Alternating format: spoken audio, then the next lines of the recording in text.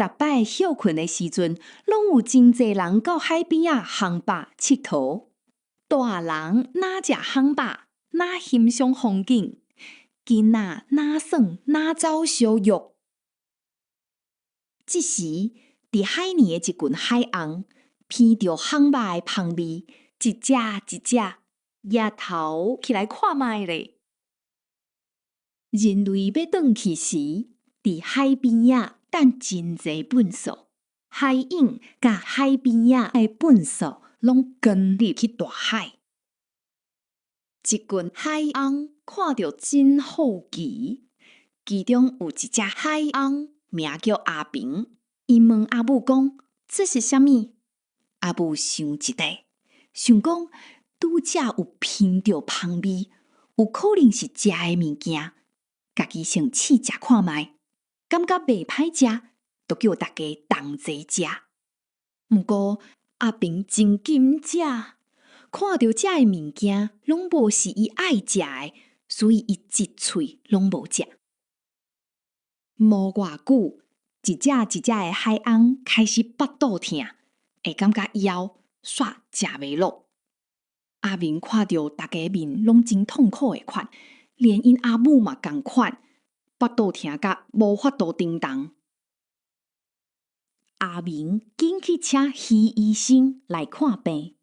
魚醫生檢查了後，吐大氣講：“我發現大家腹肚內底攏是人類製造出來的糞掃，這佇咱魚仔界是一種錯診。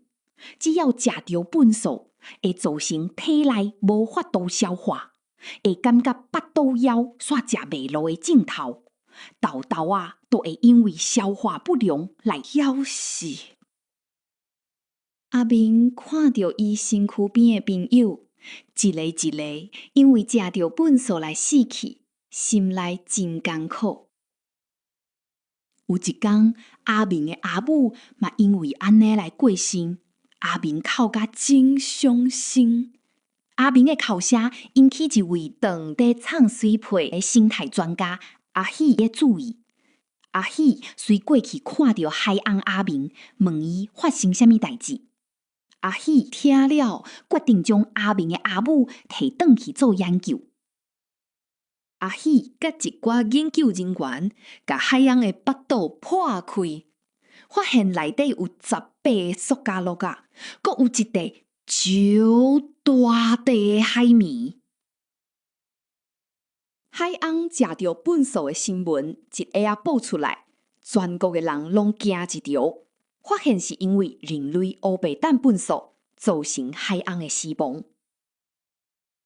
阿喜發起一個保護海洋生物的活動，邀請民眾做伙到海邊仔吸糞掃，大家真認真，把海邊仔的糞掃吸清去。而且閣做糞掃分類，分做會當回收的，甲無法度回收的。